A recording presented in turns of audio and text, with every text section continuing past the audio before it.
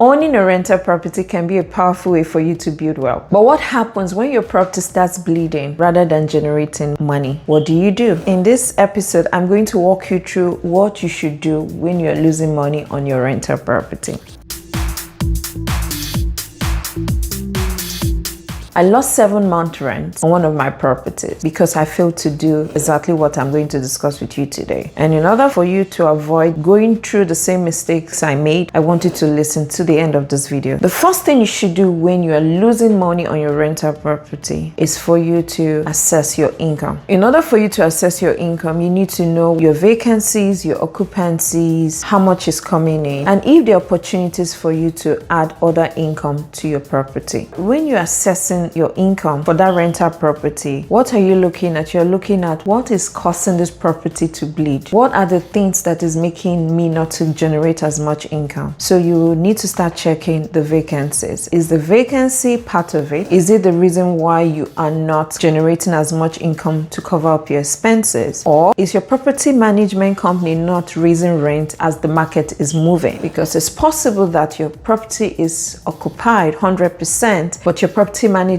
company, or you, if you're the one managing your property, is not catching up with the market. So you need to figure that out. What exactly is making me to lose income? It might be as a result of you not catching up with the market or you having vacancies. Now, if it's as a result of you having vacancies, the next question is, why are you having vacancies? Is it because of your property management company? Are they providing the services they're supposed to provide to the tenants like they should? Or are they also doing the work order? When a tenant brings in work order, how soon do they get to attend to it? Or do they just ignore the tenant? What is their customer relationship with the tenant? All these things matter for you to be able to determine what is causing vacancies. From that, you should be able to narrow it down to your retention. You need to know how much you are retaining your tenant. Are they staying longer? And if they're staying longer, what is making them stay longer? And if they're not staying long, why are they leaving? So these are things you need to find out. And for us, the way we always find out why tenants are leaving is when they are leaving, we ask them, what can we do to make you stay? Or why are you leaving? And they tell us, and we take whatever it is that they've told us and we use it to ensure that we don't make those kind of mistakes again. So these are important ways. If you're losing money, it's very important for you to check your income and be able to know what exactly is affecting the income. Another strategy under your income that you need to do is, are you optimizing the value on that property? That is, what are other ways that I can boost my income that I've not been using? Am I really using them? Are there opportunities that I'm not doing? Like for us, the first multifamily properties that we bought in Pennsylvania, we had the opportunity to do the pet fees and we had the opportunity to do the reserve parking, but for 4 years we didn't do any of those. It just meant that we're leaving meat on the table and we're not cashing out on it. So are you in that category that you have opportunities to get other income and you're not doing that to boost your income? So these are things that you might want to look at if you are actually optimizing your income. The next thing for you to do is to check out your expenses. So now let's assume you figured out that your income is the problem or is not the problem. The next thing is for you to dive right into your expenses. What is bleeding out your income? What are the heavy items that are taking over or eating up your income? These things I'm saying, you need to itemize them on a spreadsheet. It's not something you do with your head. You need to put them down. What I normally do is I will look at the last 3 months of my operations, of my expenses. What happened? Is it my utility that went high? If it went high, what can I do? Is it the insurance that keeps going high? Is it the taxes? Year after year, it keeps going high. If I'm able to understand where I am bleeding through my expenses, I can be able to figure that out. So now, are you aware that you can reduce your expenses without even compromising your tenant happiness or compromising your tenant's well-being? There are ways you can do that. For example, you might need to constantly shop for insurance. I always tell people insurance is my to-go. I always shop every year and every time for insurance. We've cut down on our expenses largely from our insurance, and I believe you can also do that. There are better deals out there, especially when you don't have any losses on your property. You've not been using the insurance to cover any losses that you've had, and you notice that your insurance keeps going high. You might need to go and start shopping. For example, our insurance for one of our properties was $100,000+, and we went to shop and we got it for $34,000. That is significant significant because we're able to reduce the cost tremendously. Another thing you need to check is your taxes. How much is your taxes going up? Especially in states like Texas, you always need to protest or litigate those taxes because it's possible that you are paying over what others are paying in that market. So you need to check your taxes, check your insurance and other expenses, not just those two that I've mentioned. Utility also can go up and you're not even aware. Like for us, we remember the utility costs spiked up, although the utility company said they sent a message, but we didn't see it. And when it went up, because we normally always pay attention to our expenses, we're able to recognize that and we're able to quickly make adjustments, and we called up and we're able to do some things that helped us to bring down our expenses. So what are the things we did? For electrical bill, we noticed that we're paying some state taxes on it, which increased about 6.5% county tax on our utility bill. And these were things that we know that shouldn't be on the utility bill, or we could argue for it not to be there. And that's what we did straight ahead. We argued, we protested it, and they took it out from our utility bill. That also brought down our utility bill lower than what it's supposed to be. You can also use a broker to find out if they can get you better deals to reduce your utility bill. Let's say, for example, you've tried everything I've mentioned. You've gone through your income and you've gone through your expenses and you've checked it out and everything is fine, and still you're still bleeding. Another thing you need to look at is maybe your loan amount. Maybe your lender is taking a lot escrow amount for your insurance and your taxes that is making you bleed. For example, if you are already litigating your taxes or always shopping for insurance, you always need to go back to your lender to see how they can reduce your escrow amount. It's possible that you've been able to beat down your prices on your insurance and you've also been able to beat down your prices on your taxes, but it's not translating in numbers because your lender is still going ahead to debit your account every month the same amount that he's been doing before you litigated those things. He's still taking it out from your amount. In that way, it's reducing your cash flow and it's making you bleed out. You might need to have a conversation with your lender, tell them to reassess or to readjust the escrow amount they are taking from you to be in line with what you are currently paying for those utilities. Another thing you need to know is that lenders are not happy to take away property from any owner. It's not in their best interest. So as much as possible, they are kind of open to working with you, especially if you're a good operator. They are open to working with you. So you can propose things like restructuring your debt. It's possible that the bleeding might stop if your debt is restructured. That is, let's assume you're paying $8,000 every month. If they restructure it to make you to start paying $5,000